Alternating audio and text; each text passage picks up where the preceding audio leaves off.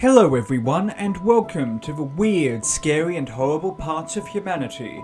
Today we are going to explore the only murder other than the attacks on the World Trade Center that occurred in New York on the 11th of September 2001. A murder with both the assailant and the motive remaining a mystery. This video is going to involve a bit of Polish, and I would like to apologize in advance for my rubbish pronunciation, as I do not speak Polish. On the 11th of September 2001, 4 passenger aircraft were hijacked. 2 were flown into the World Trade Center, which collapsed. 1 was flown into the Pentagon, and a 4th plane, United 93, which was intended to be flown into the Pentagon, crashed into Stony Creek Township after its passengers overcame the hijackers. An estimated 2,977 people were killed, with 19 terrorists killed, who were acting under Al-Qaeda, controlled by Osama bin Laden, which ruled Afghanistan at the time. A further 25,000 individuals were injured. Perhaps CBS news anchor Dan Rather put it best in stating, "You will remember this day as long as you live." Born in Krakow, Poland, Henryk Siwiak worked as an inspector on the Polskie Kodziele Państwowe, the Polish state railways, until 2000, when he was laid off.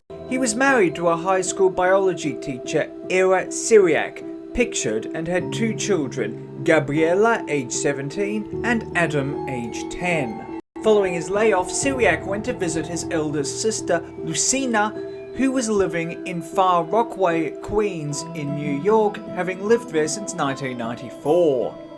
While this was only supposed to be a holiday, he enjoyed New York and decided to stay as an illegal immigrant, moving into a home in Far Rockaway. He was also able to make far more money working illegally in construction in Lower Manhattan than working on the Polish state railways, sending a few $100s back to his family every month. Syriac spoke minimal English when he arrived in New York. Despite taking classes, he struggled to learn the language, which his sister warned could put him at risk of an attack. On 9/11, Syriac's job site closed as Lower Manhattan was evacuated, with Syriac seeing the planes hit the towers from work. Unable to afford not to work, Syriac returned to his sister's home in Queens. Looking through the classified ads in the Polish-language newspaper Nowy Dziennik, a Polish-language newspaper published in New York 6 days a week, Syriac found a cleaning job at a Pathmark supermarket in Farragut, Brooklyn, traveling to an employment agency in Bay Ridge to fill out the required paperwork. At the employment agency, which catered for New York's Polish community, Syriac comforted the owner, whose husband worked at the World Trade Center and had not contacted her since that morning. She later found out that he had died in the attack on the World Trade Center. Syriac was told that he could start work at the Pathmark supermarket later that night, and returned to his home in Far Rockaway, informing his wife in Krakow about his new job. She told him not to go out, as she feared it would be dangerous following the attack. Syriac had never been to Farragut, and after looking over a subway map with his landlady, they decided it would be best for him to take an A train to the Utica station. However, as Syriac had not given the store's address to his landlady, he did not realize that it was 4.8 miles south of the Pathmark store. Wearing a camouflage pattern jacket, matching pants, black boots, a backpack with different pants and sneakers to change into once he got into the Pathmark supermarket, his landlady implored him not to go due to the dangerous nature of the area. But Syriac, needing to work, was undeterred. At 11 p.m, Syriac exited the subway and entered the Bedford-Stuyvesant neighborhood in Albany, one of the city's most dangerous parts, with regular drug dealing, assaults, and robbery occurring. At 11:40 p.m, residents in the north end of Albany said that they heard an argument followed by gunshots, with Syriac shot once in the lung, staggering to 119 Decatur Street, where he rang the doorbell for help. Too fearful to answer it because of the gunshots, residents of 119 Decatur Street called 911 at 11:42 p.m, with police and ambulance services arriving within minutes. Syriac was pronounced dead. The New York Police Department could not bring in its full investigative resources to the intersection since many officers were needed elsewhere due to the 9/11 attack and the crime scene unit members were not available. It was initially believed that, given what he was wearing, Syriac was a National Guardsman deployed to New York following 9/11.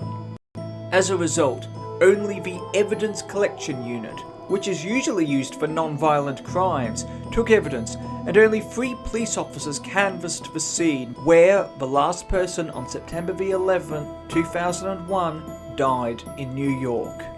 Evidence collection technicians were able to retrieve spent shell casings from a .40 caliber handgun that was fired at Syriac, with the shooter having fired 7 times and hitting Syriac once in the lung.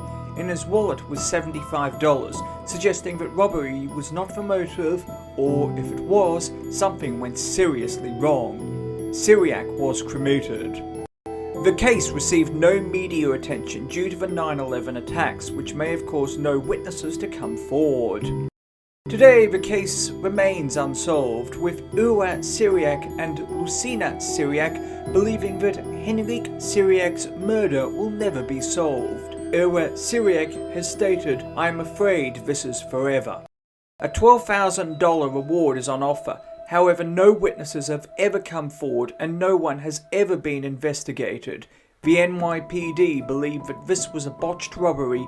Lucina believes that the killer may have thought Henrique Syriac was a terrorist due to what he was wearing, combined with his dark hair and heavy Polish accent with minimal knowledge of English, convincing his attacker that he was of Arabic descent. She noted, "There were many angry people." If you have any information on the unsolved murder of Henryk Syriac, please contact the NYPD Missing Persons case status on +212 694 7781. Thank you for watching. Please do yourself a favour and hit that like and subscribe button and the bell icon to inform you when new videos come out. It helps more than you know and your support is truly appreciated. You'll also be seeing 2 other videos for you to check out.